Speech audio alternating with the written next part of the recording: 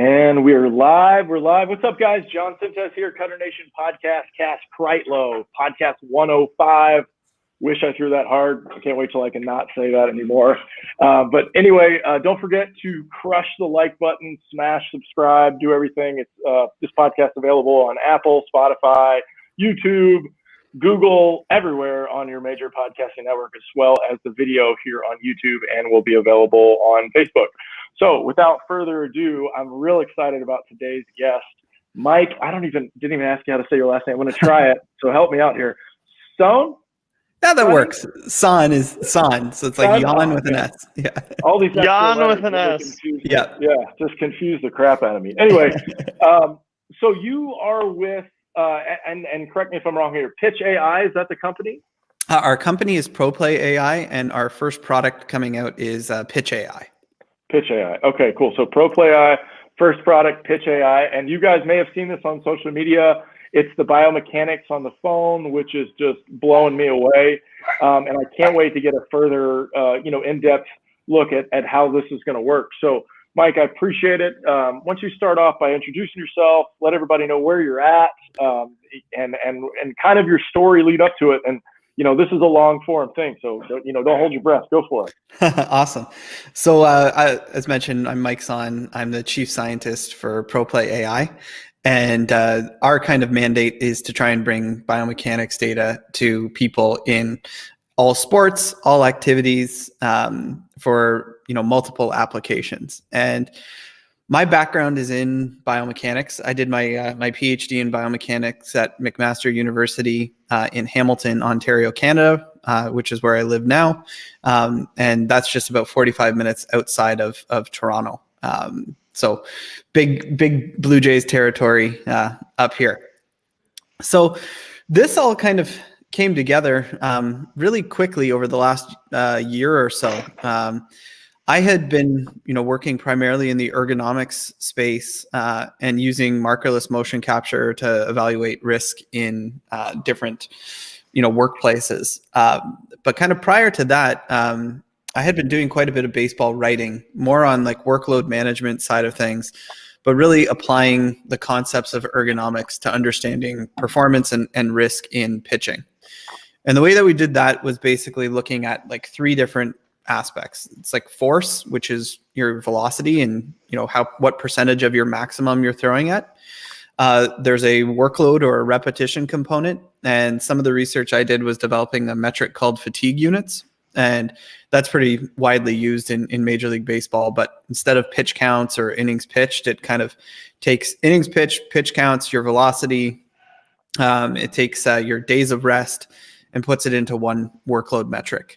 So we had those two things pretty easily. But the hardest thing to ever capture are mechanics. And capturing those like objectively can be very, very demanding. And through my research at Brock University with one of our graduate students, Richard Burfer, who's now with the Texas Rangers, we tried to come up with a way of evaluating mechanics consistently at like the moment of front foot strike. And after lots of testing and lots of trials, we found, basically people were getting the answer right 50% of the time. So, it was a coin toss as to whether or not people were getting the right answers when kind of subjectively analyzing mechanics. So, fast forward a year or so after that, and we're kind of experimenting with this technology on the ergonomic side. And, at a men's league game one night, filmed somebody throwing and said, this might be the way that we do this. So since then, we've kind of been picking away at it, but we take single frame video or single camera video, open side for pitchers. We record at 240 frames per second or 120 frames per second, whatever your phone's slow motion setting is. And then we feed it through some computer vision models. And at the end of the day, come out with a biomechanics report that looks pretty comparable, roughly within 10% of what you see with a full marker-based system. So we just keep trying to get more and more accurate, using less and less technology to the point where we can get really good data that coaches like yourselves can use it in your day-to-day training. That's awesome. I'm excited to get my hands on that. Can you talk more about your unit that you Yeah, that was really interesting. The fatigue unit stuff? Yeah. That was kind of my first thing I did. Just for context, we've had Arnel Aguinaldo on the show. Yep. Are you familiar? Okay, so Yep. and then my friend Weston Germain is big into the Motus Leave. Yep. So I'm very familiar with their metrics, but I'm not off the top of my head. But anyway, I've heard this stuff. So go in it, please. So fatigue units started actually. My PhD thesis was on predicting the amount of muscle fatigue somebody would have at any time. So, how much force generating capacity do your muscles lose at any moment, given whatever exercise you did before? And I was kind of starting to get into this baseball space right around when Major League Baseball announced that they were going to be putting in a pitch clock. And I said, well, if you're in the gym, right, and you're doing bicep curls like Cass is doing every other day, apparently. Yeah, back away from the camera so you can show the pipes a little bit more there. But he's a big fella. If you only knew. Sorry, every day.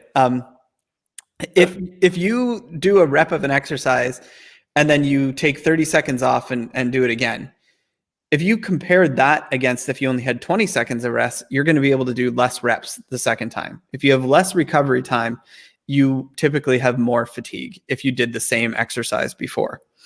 So we kind of relying on that concept, we published a paper in the Journal of Sports Sciences that showed that if a pitch clock was going to be implemented, we were going to see elevated levels of fatigue in baseball pitchers.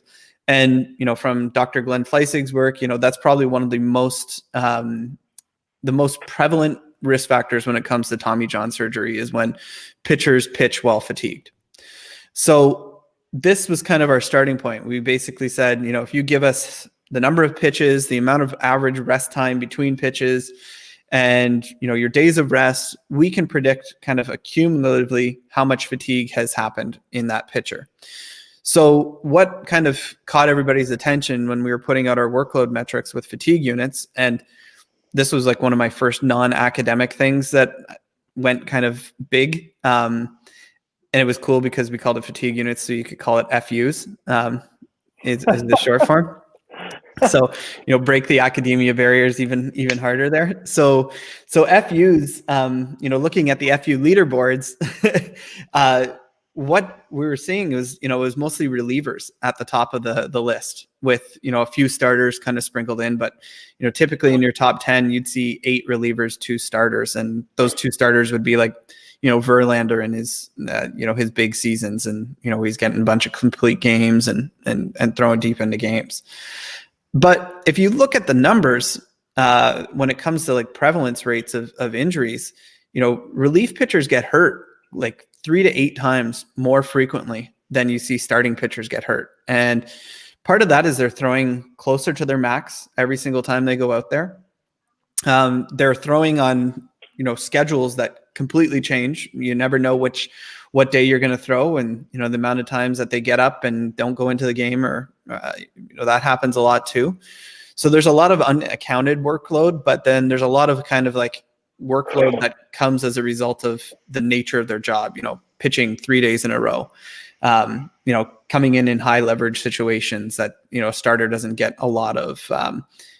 Pitching, if you look at some of like Eno Sarris's work where he's showing like the percentage of maximum pitchers are throwing at now compared to 10 years ago, everybody's throwing like really close to their maximum. So a lot of those things we just factored into the fatigue unit metric. And yeah, that we found about, I think it was close to, if you were in like the 90th percentile of fatigue units compared to the 90th percentile of innings pitched, you were like 3 to 6 times more likely to have a Tommy John surgery in either the next year or the year after. So it's definitely a more physiological representation of workload. And some of that initial modeling was actually in the Motus, the newest Motus app. They do have fatigue units being kind of graphed out and tracked in the Motus app. That's super interesting. I seem to be the weird one of this group that continues to throw at 34 years old and continue to push my body. Recently, last week, I threw 105 pitches on Wednesday and then came back and threw 80 something on Friday. I think that has a lot to do with what I'm doing throwing wise. We talk about it a lot inside of our place right there at Cutternation. And is there any correlations to follow through that you see as far as fatigue units going up or down? So in that case, that would be a very extreme example of like a fatigue unit accumulation, simply because you wouldn't often see like a starter go 2 days later or something of that nature. That would be a high fatigue unit situation for sure. The kind of lesson that we've learned when tracking fatigue units over the years is your kind of prototypical use of a reliever nowadays has been something like you saw in Milwaukee with like Josh Hader. And he was, top 10 for relievers in number of innings pitched, but he was like middle of the pack for fatigue units because it was very rare that he did 3 days in a row. It was very rare that he was, being left in for 3 innings at a time. That kind of consistency in workload, and I think you'll see this with a lot of the workload guys, like it's that variability in workload and those spikes in workload that are more dangerous than necessarily like your peak workload. And if you're out there throwing like all the time, and you've built up to that level of throwing, that's a lot what like Weston would say, or, Casey Mulholland would say. Those are a lot of the things that you want to try and account for, is just reducing those acute spikes in workload as much as you can, at the same time building up your chronic workload. And that's definitely some of the underlying principles in fatigue units as well. Yeah, it's super interesting because I haven't stopped throwing in like 10 plus years, and I don't plan on it, Keep it going. Yeah. Keep letting it eat. For sure. Right. I'm thinking I'm just thinking a lot of things along the lines of like the theory behind this stuff. And like, just going back to, can you give us a better understanding of like, when you said 10%, right? Yeah. That certainty level, could you give us some insight into markered versus motion? You know what I mean? Like I'm doing a bad job, but you know exactly what I'm asking. Just go ahead. Yeah. So when it comes to analyzing like your biomechanics, right? The traditional way to evaluate mechanics and to measure kinematics or kinetics is through a marker-based optical motion capture system. And most people have seen it whenever you see like a video game being made. So, EA Sports has somebody in their lab and they're animating a character, and you see all these little kind of like white reflective markers all over the person's body. What's happening there is those markers are being picked up by infrared cameras that would be put up kind of all over a lab. And it triangulates the position of each of those markers, and it will tell you exactly where it is in space. And then because of that, you can get a very, very accurate, like sub-millimeter level of accuracy of where something is in space. So that's kind of your gold standard for measurement of kinematics. The problem with those kind of systems is that you typically have to throw in your underwear because you need to glue these things directly to your skin. It's got to be a colder environment because you don't want the person sweating and having these markers fly off. And, because of those things, you're typically not the most comfortable while you're throwing. So while you're getting really accurate measurements, you might not be getting the most accurate picture of how a person actually throws in like a game situation. So in recent years, some of the most exciting technology has been like your SIMI systems or your Kinetrax systems, because there are a series of cameras that are in major league stadiums, and they don't use markers. So they're a complete markerless system that will measure every pitch in every major league game. So you're actually getting accurate biomechanics information off of these pitchers in game situations. You can get different contexts. You can say, does the person's mechanics change when they've got runners on base? Do they change later in the game? Are they fatiguing because you're seeing those changes? The challenge on that front is that, you need this very expensive system. You need some expertise in interpreting biomechanics data. And you can't really get it if you're like on a backfield or, you've got like youth players or something like that. It's just not really feasible. So the kind of transition in the motion capture space has been, how do we limit the amount of technology required and reduce the barriers to having people be able to capture motion capture data. And that's been a real kind of surge in numerous spaces, primarily in the research world with like your open pose systems or open CV. The partner we work with is Wrench AI out of Montreal. They're doing a lot of great computer vision work, and we kind of base our models around what they do. And you're seeing a lot more of this coming up. Apple's new iOS 14, it uses the LiDAR camera in there so that it can do some motion capture, animating robots and turning you into, different monsters or whatever it might be. And that's all calculating joint centers and getting you a measure of kinematics there. So what we did to kind of evaluate our system compared to a marker-based system is we recorded video of pitchers throwing. And we did that with like our partners Driveline, when they were having some guys throw in their marker-based lab, and we got the video at the exact same time. So because we had the marker video or the marker data and we had the video data at the exact same time, we could say how accurate was this system. So what we did is we recorded like close to 100 pitches, markered and markerless, created our model with about 70% of that data and then tested it on the remaining 30%. And what we found is that, for the throwing arm, for your trunk, for your legs, we're like 95% as accurate. So only about 5% error compared to the marker-based system. Where the higher errors come are on like your glove side. And that's because we're sticking with this one camera, but as the person's glove arm pulls behind them, it gets obscured and we start to have to guess at where it is in space. But, if you're looking at just the throwing arm, you're looking at your hip to shoulder separation, your lead leg, your trail leg, those things are very accurate. So, and to me, this is where, go ahead, Kai.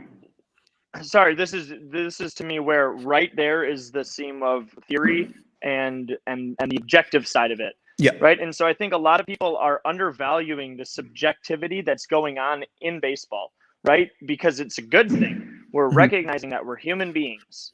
Yeah. And that when we're too objective, I don't know what version of my personality that was that just came out there, but that's funny.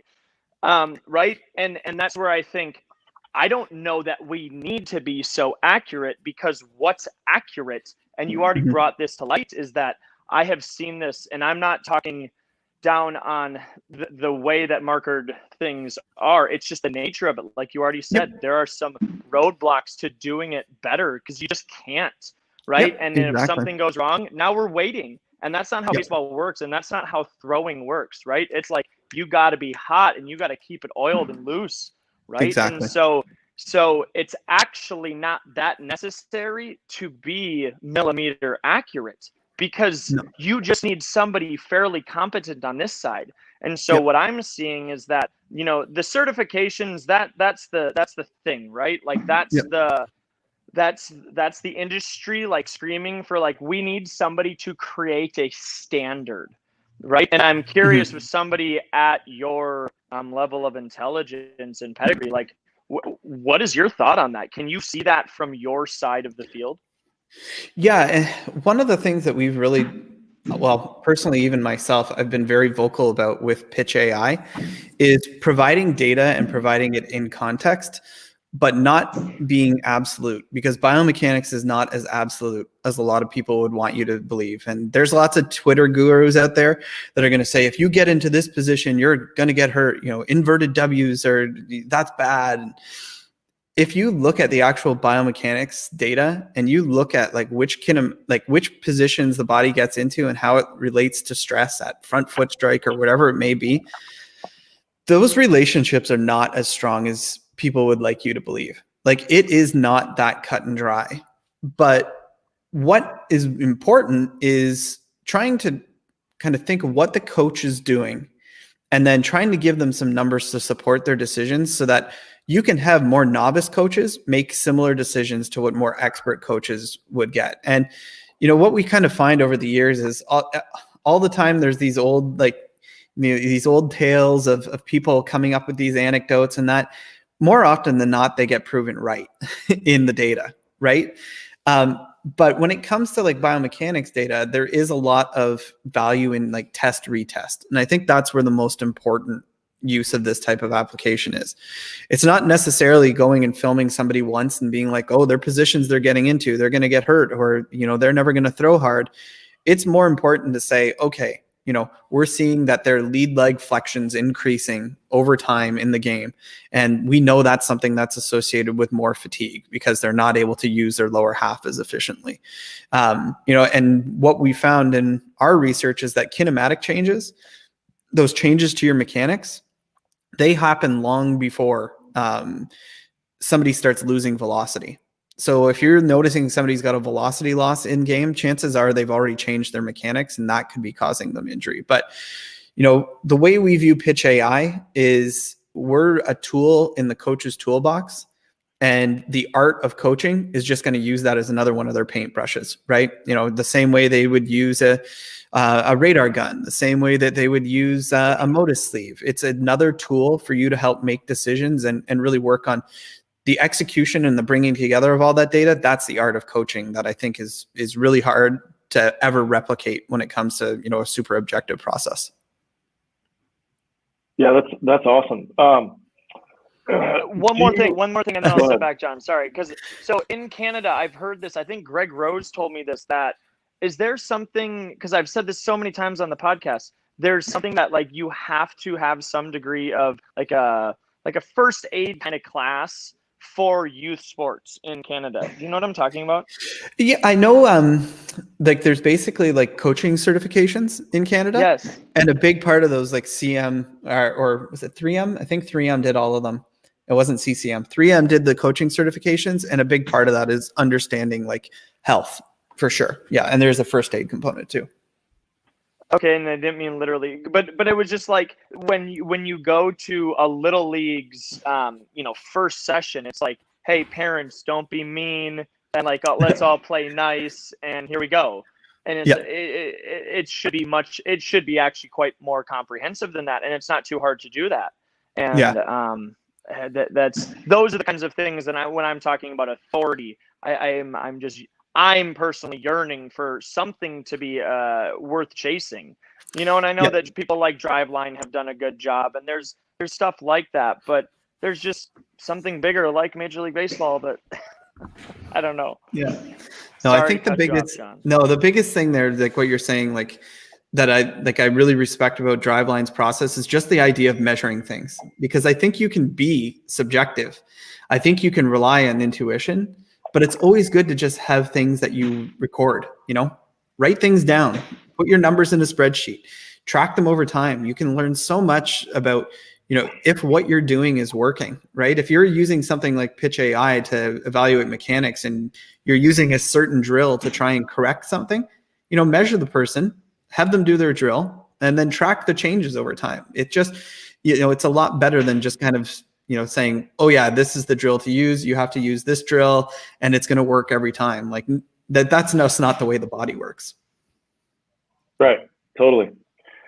All right. Well, I want to get into the app, and I want to try something that we've never done on the podcast here. And I'm going to try to screen share and show everybody at home what the off your website, the video we have for sure from there. So let me try this real quick and see if we can do this. Technology always works best when you try it for the first time while recording. Right. Okay. Can you guys see this right here? We can. All right, cool. So correct me if I'm wrong. Who do we have here on? This is the big giant guy from Toronto, of course. Yeah. Is, right? So that's Nate Pearson, and Nate's actually one of the co-founders of ProPlayAI. So Nate has been absolutely huge for us in terms of better understanding the athlete's perspective as we start developing. Right, and so it draws this frame on the guy, right? Does it give any measurements, any data, numbers-wise, of all these things as it goes through too? Absolutely, and if you want to get really crazy here, we could even try and let me have a screen share, and I can even show you one of Nate's reports. I don't know how to do that. I don't know how to do that, Mike. Hang on, we can do this. Oh my God, we're double in the sharing here. I'm pretty sure I can do this. If you bring that up on yours, I'm pretty sure I can isolate you there. Okay, so we got a screen being shared right now. Oh, look at that. Look at working. this. Look at this, people. That's working. We're going nuts here. Is that, yeah. You about there we tripped me go. out. I have the same background as you do, so I wasn't sure if we were doing it right. We're just boring people. We don't use we're not using anything other than the exact one from Apple. So, you know, we've got a video of Nate here throwing, and down here we get a bunch of numbers. So very very detailed. We get a lot of his actual like joint angles if we want those. So you can actually get the joint angles specifically. But this summary tab here is going to kind of show you some highlights. So this 100% number here, basically saying in his kinematic sequence, which we see under this tab, we're seeing that his pelvis fires, then his trunk fires, then his elbow extends, and then he gets that internal rotation. So we're seeing those things happen in the order we would expect for them to happen. So that's where that 100% number comes in there. And like I was saying, you can see some of these graphics, but that's like the most like kind of detailed type thing. We also have some stuff like arm path. So this arm path number, instead of saying it's like short arm action or long arm action, this is in units of his body height. How far does the wrist travel in 3D space between front foot strike and ball release? So this is saying, you know, and compared to our database we have of about 1,000 pitchers now, you know, he's got a little bit of a longer arm path there. You know, and part of that's just the fact that he's just such a big guy, right? Like he's just such a huge person. Some of the other numbers we've gotten here, arm speed. Arm speed is literally what is the peak velocity that your hand achieves in the direction of home plate. And all of these kind of these screens here, we show you the number here, but then that bar graph along the bottom, that's basically showing like where do you stack up compared to the rest of the population that we have there.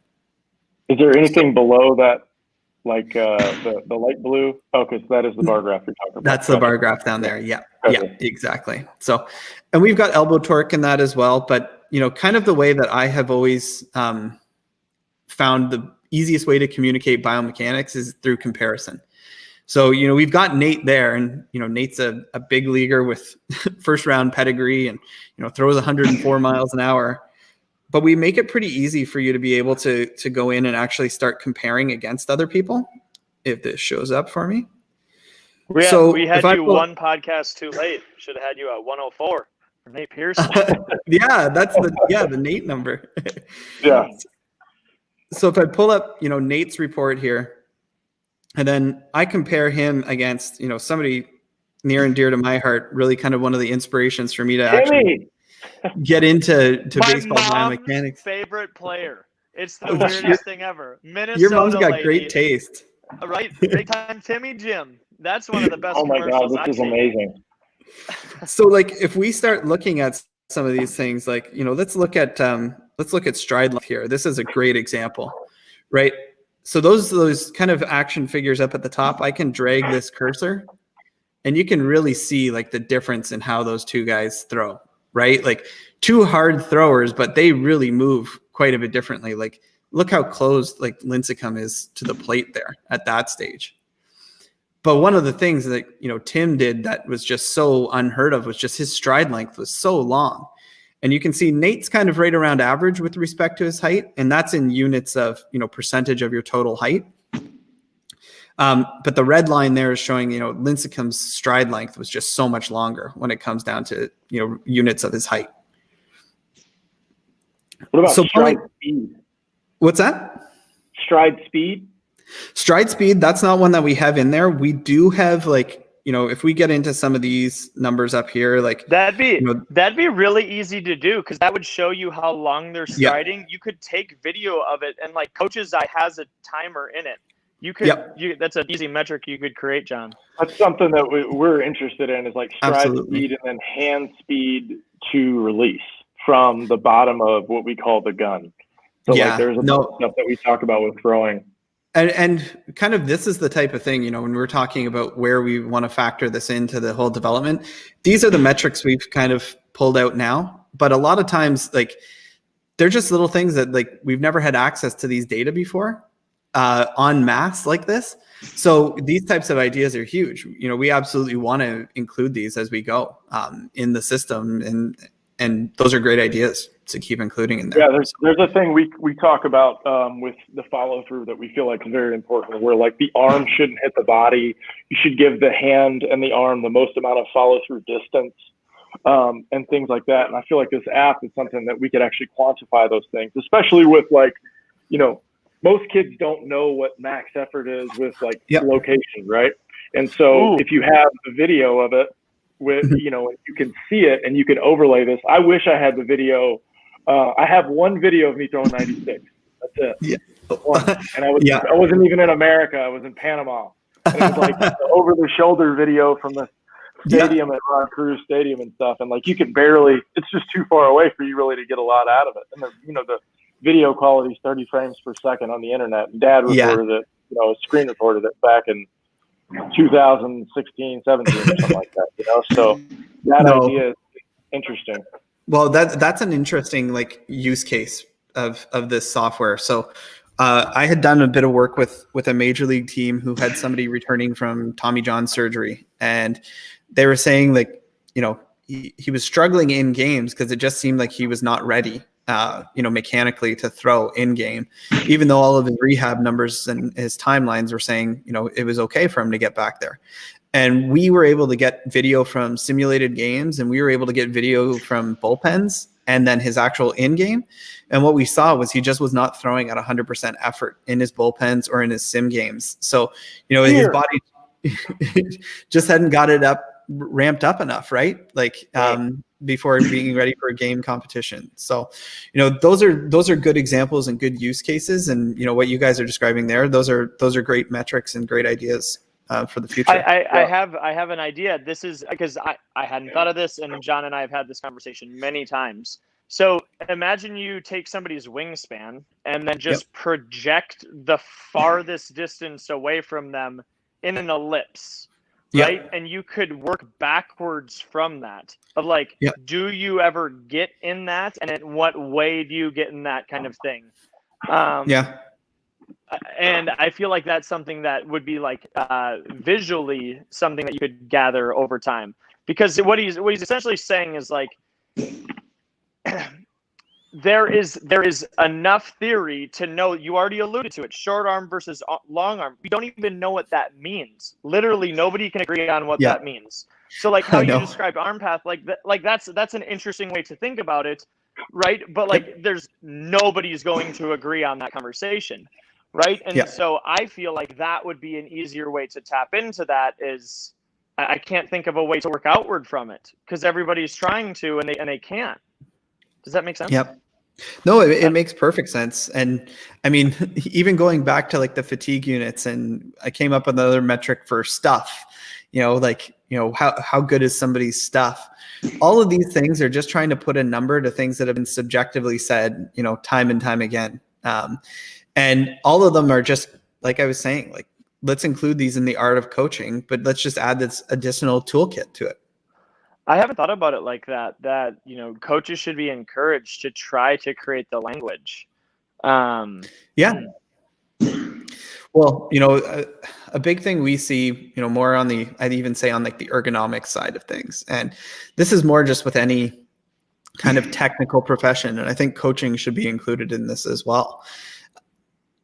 When you have somebody who's junior, they have some really great ideas, but a lot of times they're confounded by the process, but they're not tainted by, you know, all their years of not misinformation, but just, you know, it has to be done this way.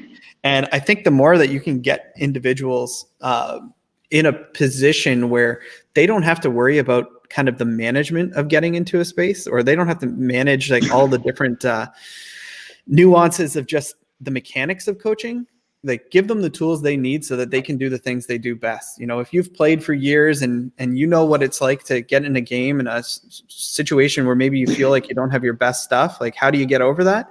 You know, that's the stuff you need to be communicating to your athletes. But a lot of times I think we get stuck in the nuance of stuff and, you know, thinking you have to do things in a certain way. But the more that we can automate a lot of those nuanced things or a lot of those procedural things, the more we allow coaches to focus on the things that you can't replicate with technology. And I think that's where a lot of the really important stuff comes in. Yeah, the closer it gets to self-automation where you can plug it in and walk away, and it simulates, basically everything that you need. Yeah. And the fact that MLB doesn't do it for everything, because we know there's capabilities, it's. Yeah. Well, just on that topic of, analytics, right? Like everybody, there's very strong camps in both sides of, for and against analytics. The thing is that analytics become less and less useful as everybody starts to have the same numbers, right? Like if everybody has the same numbers, then nobody has a differentiator. So you know what they're going to start turning back to, right? Coaches. It's going to keep going. It's going to go back to coaches. It's going to go back to, those, call them soft skills, but it's going to come down to those things that rely on your intuition. Analytics is the thing that, causes you to pull Blake Snell in the World Series, maybe before he's ready. But it's like, when do you rely, because you say 95% of the time he's going to get in trouble. It's when do you rely on that 5%? That's what's going to start to become more and more important. And that's what we want to get coaches earlier in their career into that 5% by giving them everything they need in that 95%. Yeah, love it. But it's the answer is when he's striking out the 3 best hitters all 3 times they faced, and you just let it happen, and you live or die by your horse. That's what happens. That's what you're supposed to do. Yeah, that's a Cy Young winner. He probably should be given a bit more rope.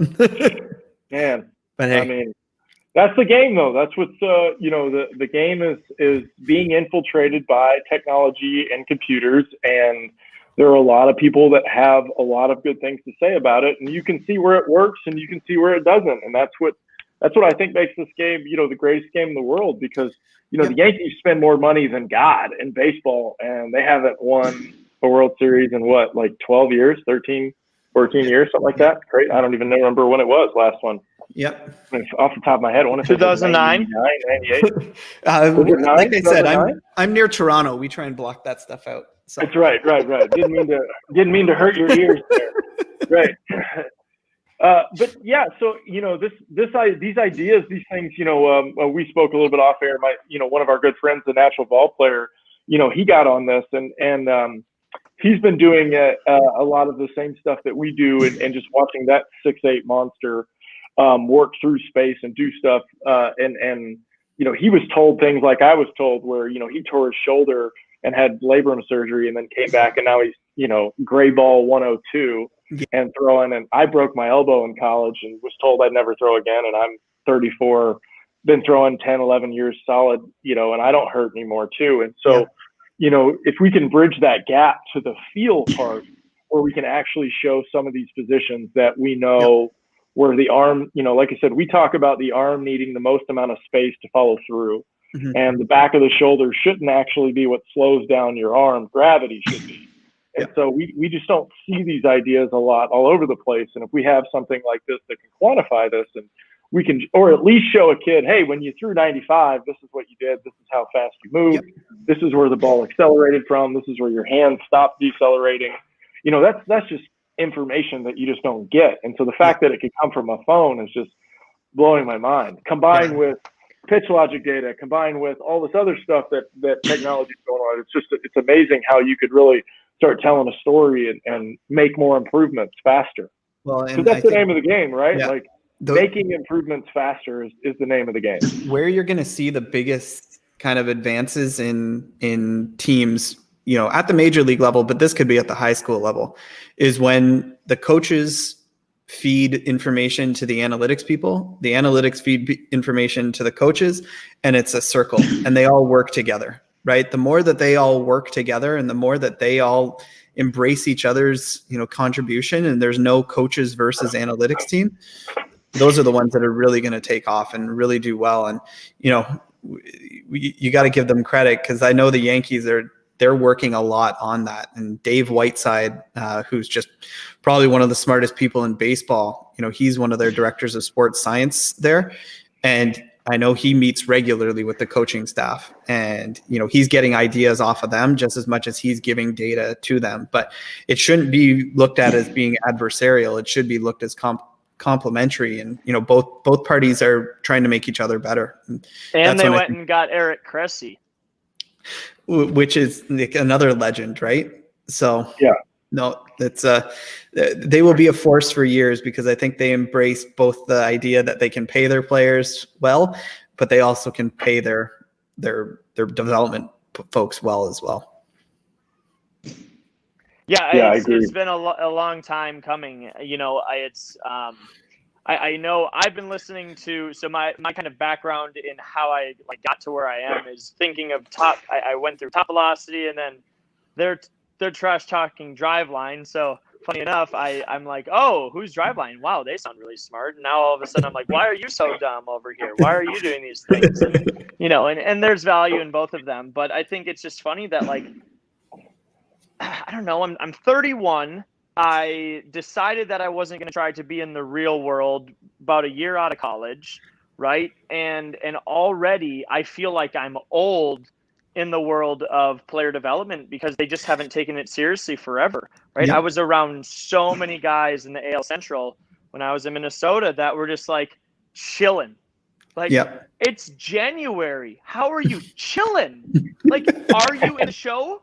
You're not in the show? I'm like, I always used to say it. I'm like, I don't want to look like Yasiel Puig. That's all I knew then. Like, I'm like, I don't know what else to do, so I'm gonna look like that guy because it never resonated with me.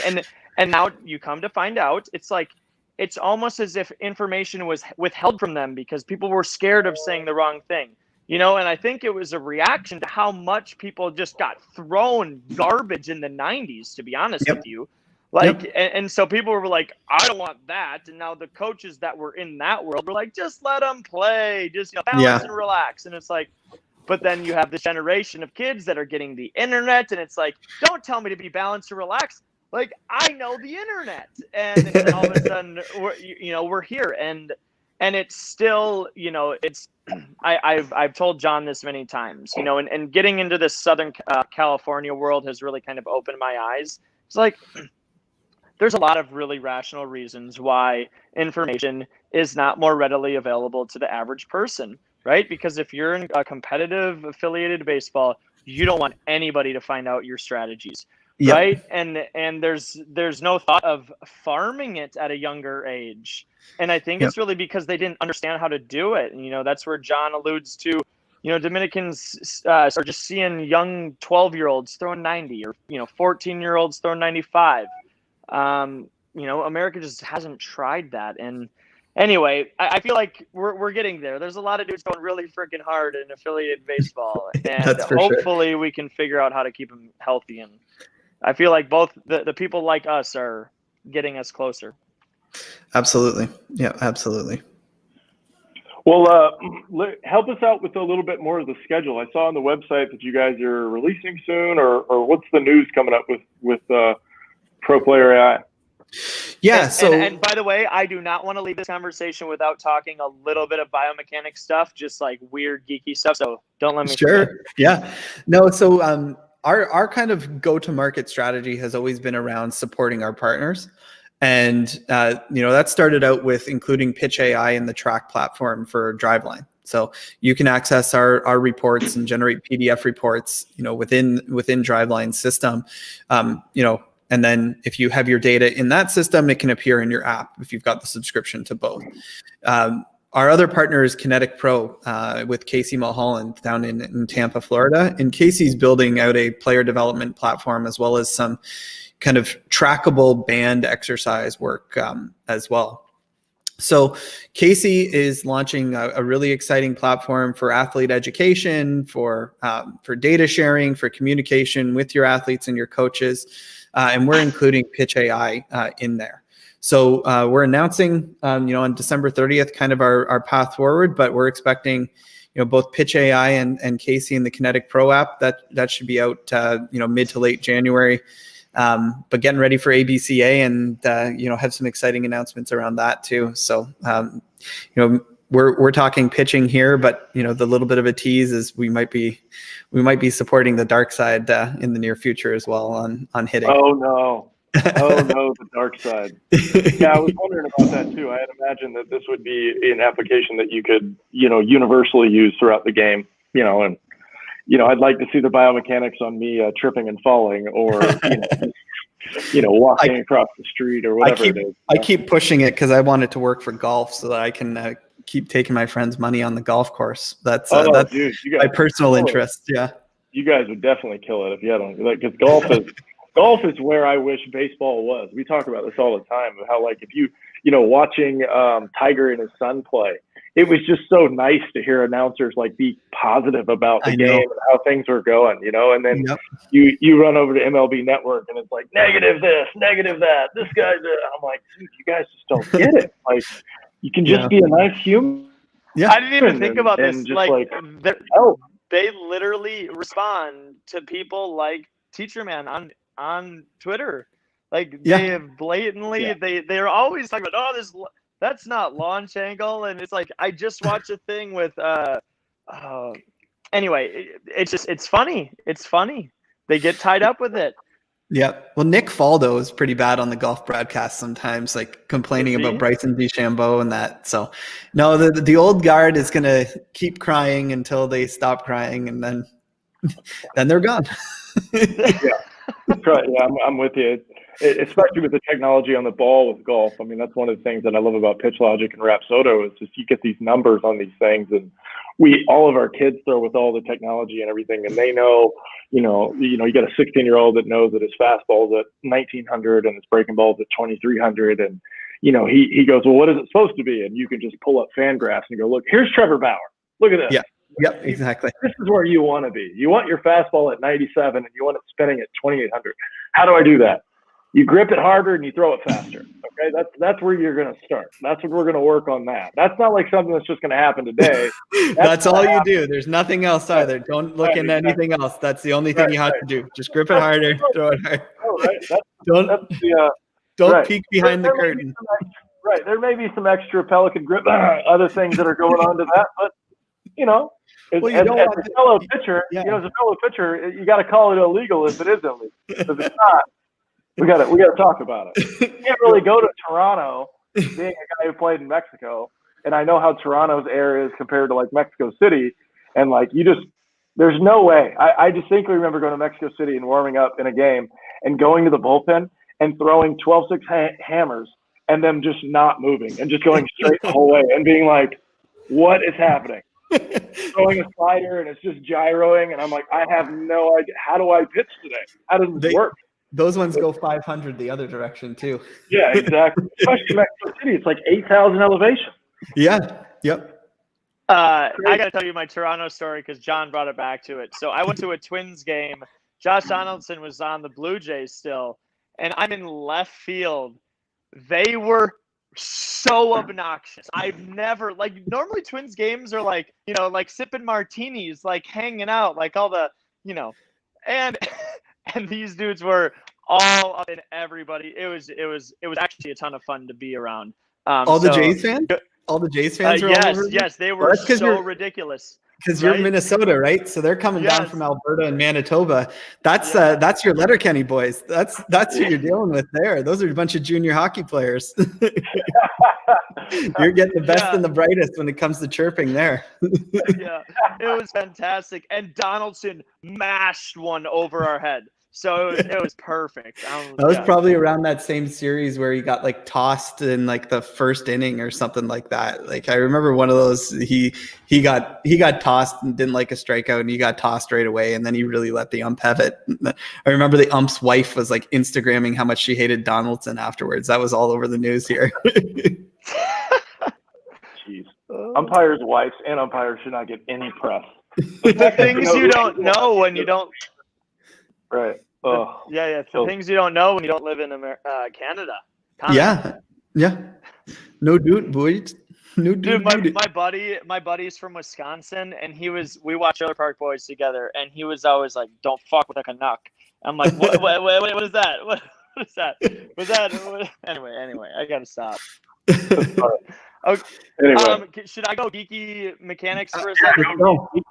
Geek it up. I love learning from you too. Yeah. Okay, so I want to know before you're in the app, like how are you seeing movement and like how are just whatever that is to you? I don't know. So like I'm heavily influenced by what David Weck is doing right now. That stuff is blowing my mind. the GOTA concepts have been very helpful. I'm training with a guy named Chris Daly at S10 Fitness in San Diego, and he's educated in Z Health. During this podcast, I've done some of his exercises as we're sitting here and gotten some ridiculous relief. And so just like all of these things, I have learned so much as a coach about my own body and the other and teaching it, right? So I'm curious, how do you see it? Who are some of your influences? And if you had to teach it, what kind of, who would influence how you would teach it, if that makes sense? Yeah, I mean, I think fundamentally, maybe the person who's most influential in like my understanding of like how you move in terms of pitching would be like Steve Osterer, who's now with the Cleveland Indians, but he was the former director of the baseball development group up here in Canada, just in Toronto actually. He was more on the east side. I'm kind of west side of the city, but the general principles that baseball development group has are move well. Be strong and move well. And then the rest kind of takes care of itself. But so like you've you're always saying, been thinking baseball though? You've always been like baseball. I actually, I got accepted when I was coming out of high school. I got accepted into 2 programs, performance saxophone and kinesiology. And I chose kinesiology. And at that time, I had been, an athletic therapist for my high school football team for 5 years. And I worked a lot with the University of Windsor football team, throughout my undergrad, even, started my master's. And I always thought I was going to get involved in athletic therapy, and then kind of took a hard right turn into ergonomics around that time. And then this all kind of brought everything back together. And, from a biomechanics perspective, my PhD supervisor was Jim Potvin. And the one thing Jim always, stressed on everybody is just, you cannot look at the body as one system. Like you just absolutely cannot. You've got to take into consideration the motor control, the biomechanics, the physiology, the psychology, and just a holistic approach to, kinesiology and understanding how you move. Because guys don't sleep well, or they're super stressed out about something. You see in like a lot of NCAA statistics, I can't remember who published this, but it was a few years ago, like there's more injuries in training during like exam time, right? Because just there's that added stress component, and you see a lot of that. My senior year, I stayed up 2 nights finishing my senior thesis, and I pitched in our first game. After that, I couldn't like move my arm forever. If we would have continued to win, I have no idea how I would have thrown. But that's likely the most influential thing. Like, whether it was Jim or it's Steve or, Driveline talks about this. Casey does a great job talking about this. Like, you need to consider everything. And a lot of those platforms you're talking about there too, right? Like when you start getting into the psychology of movement, you're starting to unlock certain things that really help give you understanding as to why people might move in a certain way.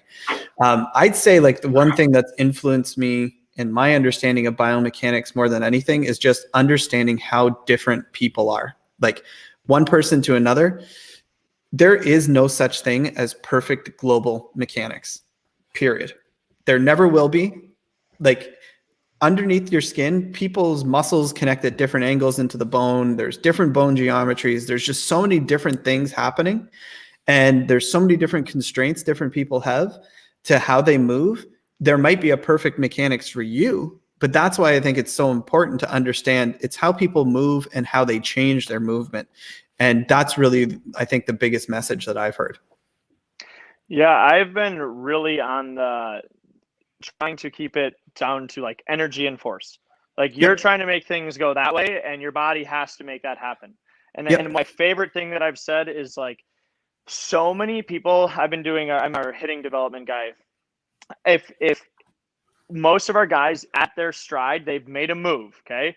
And then they make another move to swing. And it's like, you have all of this energy that you should have just created, and you did because you are massive, right? And you move forward, whether you accelerated well or not, like you moved, right? So you are going to be able to create a lot of energy right there, and you just have to know how to redirect it. That's it. Yep. So, and I'm really trying to, even though I do understand the body pretty well and I can say all of the geeky terms, that's been very helpful for me to have better conversations with people. But ultimately, from a coaching standpoint, I want to get away from all of that and be like, make energy go that way, and see things, use your eyeballs, balance, absolutely. simple stuff. Well, I think that one of the most important things you can possibly learn as a coach is to not go into any sort of endeavor where you are confined to one way of thinking. Be open to changing your mind. Be open to the idea that data may tell you a different story, and that whatever you did for this player may not be the same thing that works for the next player, right? And consider the entire person as you're coaching, right? And then like I said, one of the more important things you can possibly do in player development is write stuff down. Measure things, measure what you can measure, write it down, and track it over time. That's just wildly influential. Yeah, I couldn't agree more. Love it. It's an amazing tool that I cannot wait to get our hands on sometime late January, right? That's where, we can probably make some exceptions. If you can tolerate a couple bumps along the way, in the beta process, we can make something happen there. Oh, dude, we would love to get in and break down that beta right in there. And you got it, man. What we can from. I just got prototypes of new pulsers from David Weck yesterday. I ran into him at the gym. not the gym, at the doctor. At the doctor. With your mask. F10, right? Yeah. Well, so where do you see this going? It takes off, it goes out, it's everywhere. Obviously, it's going to be on social media where we saw it from there. Is the goal to the masses where the 8-year-old can get some biomechanics feedback from dad in the backyard? Absolutely. Like that's, I think, where the most important part of this is just breaking down those barriers of how do I get this data easier. And then I think the most challenging and exciting part of this to me is as somebody who comes from the academic world, trying to teach everybody biomechanics is just such an exciting thing to do. And as we get more data, I think that becomes easier because we understand how people move better through this app. And yeah, I see this being a really exciting thing for us over time, and getting people at all levels, not just the highest level, getting your rec ball players, getting your softball players. We're working hard on the softball side of things. Just this becomes a part of your training. The same way as a radar gun is a part of your training. Get a measure of your mechanics every time you go out and throw or swing. And I see that'd be the most exciting way this could go. Yeah, I'd be really interested to see, because my next goal of what I'm trying to do is I'm going to throw 200 pitches in one of our live at bat. I'm like the best sparring partner for all these guys here, where I can just go and go and go. Yeah. Science minded me, we did that systematic review on fatigue and looked at how things changed as you get fatigued. Try and record every 3 of every 10 pitches you throw, and I would love to see how those numbers change over time. Let's see if you manifest fatigue in a very traditional sense. I threw 164 2 or 3 weeks ago, and I didn't drop below 88 until 125 or something like that. And then, do you just use a standard full body cast for the next day, or did you have to get a custom one made? Dude, I'm telling you, there's some stuff that we do that I'm telling you right now. Dude, Johnny's spin rate's the real freaking deal, boys. Shout out to Ferber for giving me the Johnny spin rate.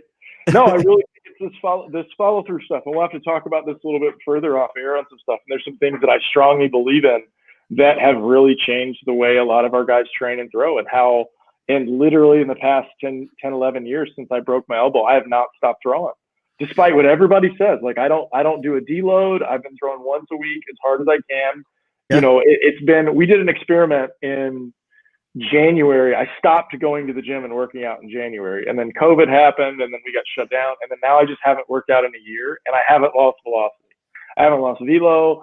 My strength numbers have obviously gone down tremendously, but I'm just as in good shape. I'm just as mobile.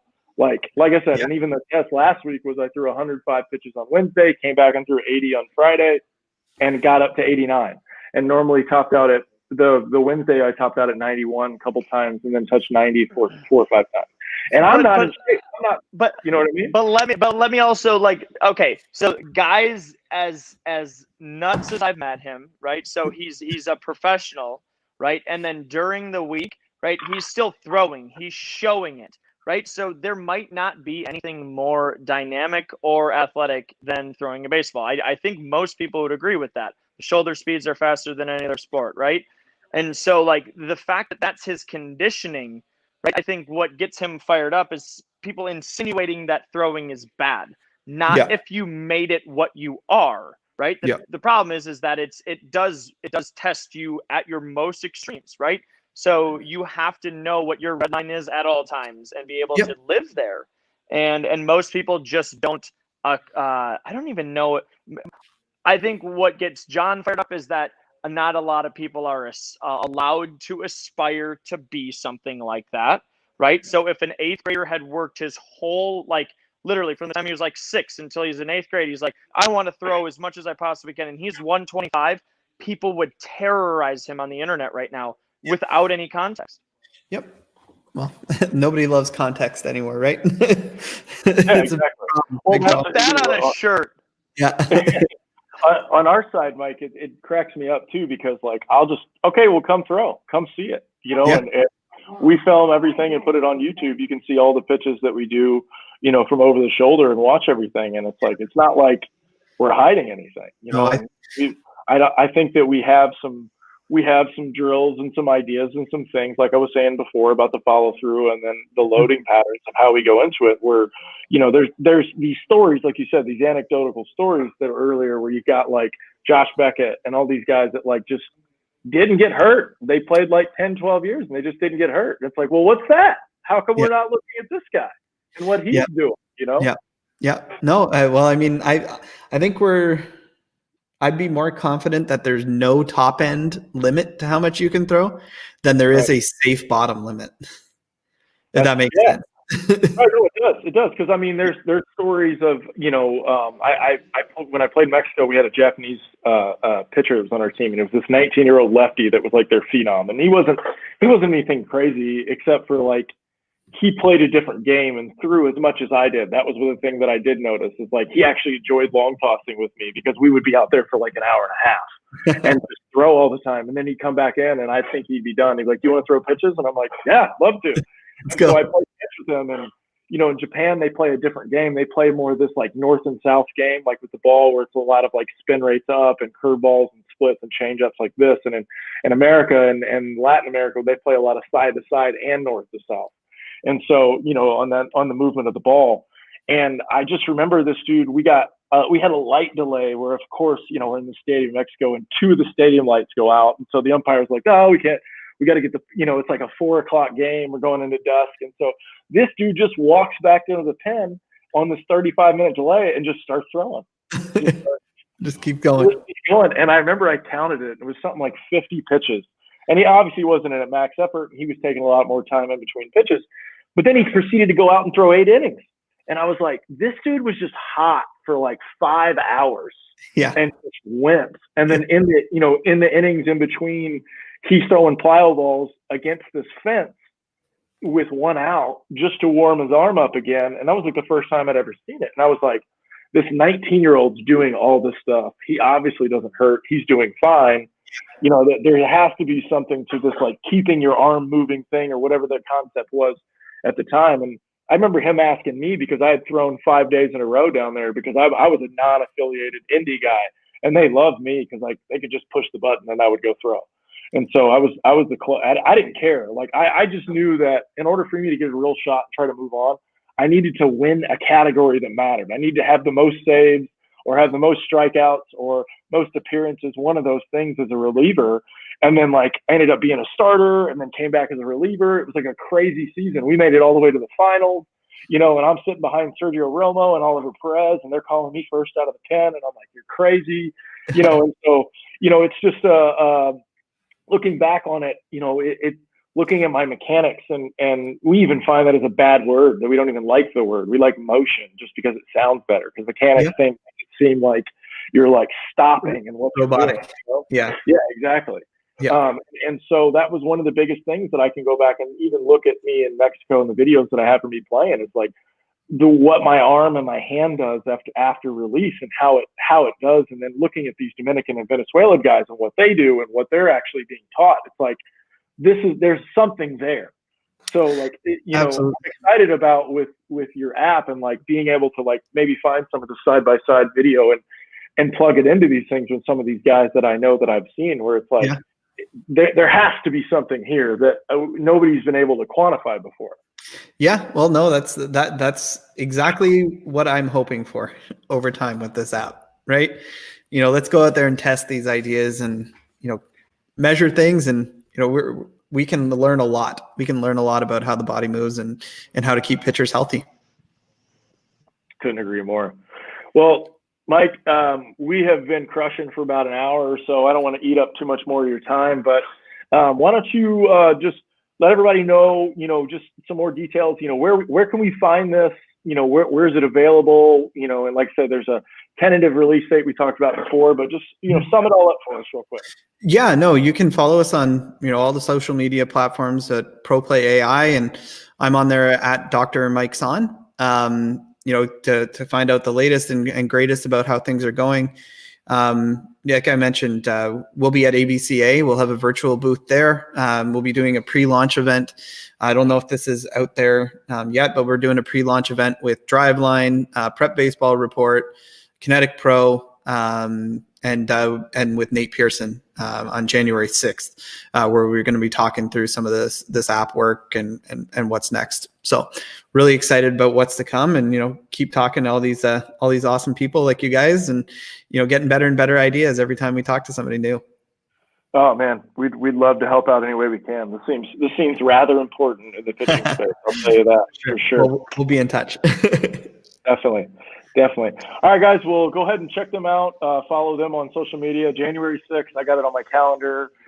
Follow them, everywhere you can. And this is definitely something important. If you're serious about pitching, or you're not serious about pitching and you want to become serious, this is definitely something that can at least start the brain around the rabbit hole, to which Cass and I are constantly, we're yin and yang. That's what I always like about, his and my partnership, is where he brings a different side of the things, and as do I.